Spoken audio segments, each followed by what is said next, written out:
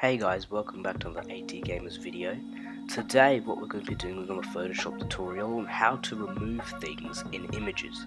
So in this image I'm going to be removing this palm tree here since it blocks the skyline and a bit of the buildings behind it.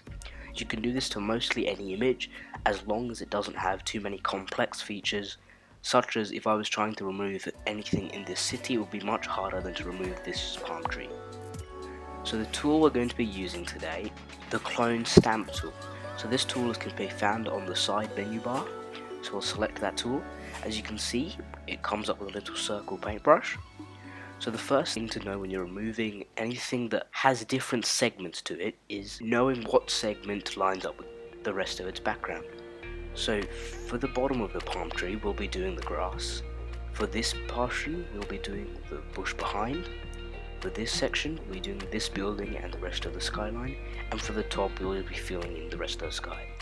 So we'll start by doing the bottom. The first thing you want to do is select, so you hold Option on the Mac or Alt on Windows, and you click on a point that will cover up there. So I'll click on the grass down here. So I've selected it, and now you let go of Option, and as you can see, my paintbrush now has grass in it. So if I click and drag here, you can see a crosshair just below my paintbrush, and that is where the paintbrush is taking its source from.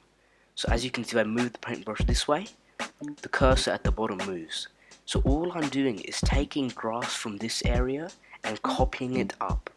So now we've done the grass and we've got rid of the rock. Next what we're doing is the footpath. So we select a portion of the footpath that's decent and will look the same as if it was over here, and would look the same if it was over here.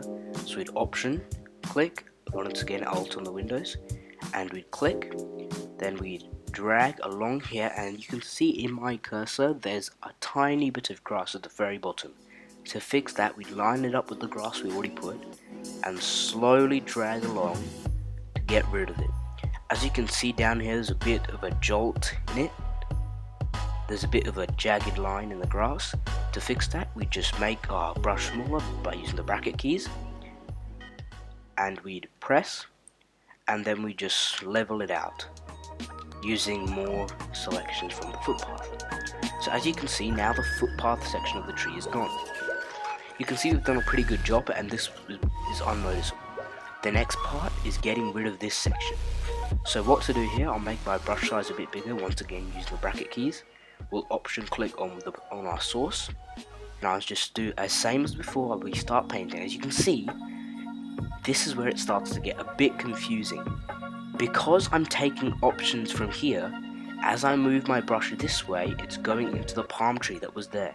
So to fix this, it's an easy fix. All you have to do is if it starts coming up and conflicting the image you're trying to remove, you just Option click in the same place and keep going. So as you can see, if that crosshair gets onto my palm tree, then it'll start copying from the palm tree. So to fix that, all you have to do is Option click where you want it from and just copy and paste. So as you can see, it would look a bit weird if the whole bush was black.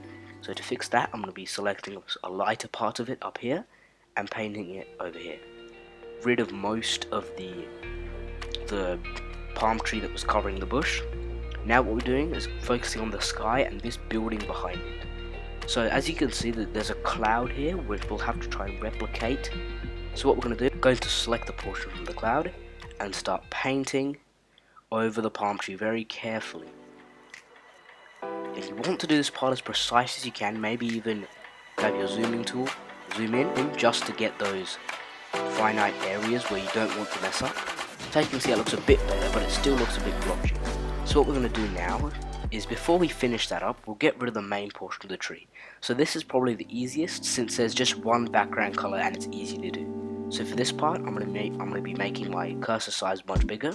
I'm going to Option click on the blue part of the sky, click, and now we have the sky, and I can start painting over the leaves.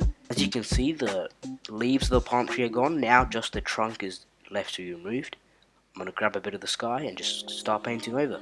Okay, so now we've moved the trunk of the palm tree. All that's left is this section here, which still looks a bit dodgy. So I'm going to be selecting a portion and just trying to very precisely get rid of what's here. I think that's the best I can get on this image here. It still looks a bit dodgy, but as you can see if I zoom out here, even though this part looks a bit blotchy, the palm tree is gone, which was our main goal. So, and to fix it up, you can use things like the blur tool, the sponge tool. You can use many things, maybe even a bit of a splash of painting, just to make this look a bit cleaner. So that's it for today's video. This is a version I did quite a while ago when I was demoing this. So as you can see in this one, the buildings are quite a bit cleaner as opposed to this one. And then once you've done this, you can mess around with the image using the same tool and make a monstrosity like this. The rain effect is something I have not mentioned, but that's in a video for the future. As you can see, I've added two main buildings. I've added a beach umbrella, which is not perfectly done, but once again, that's for another video. And I've duplicated this guy over here. So this just goes to show the power of the clone stamp tool. Yeah, so that's the video, guys. Until next time, thanks for watching, and I'll see you next time.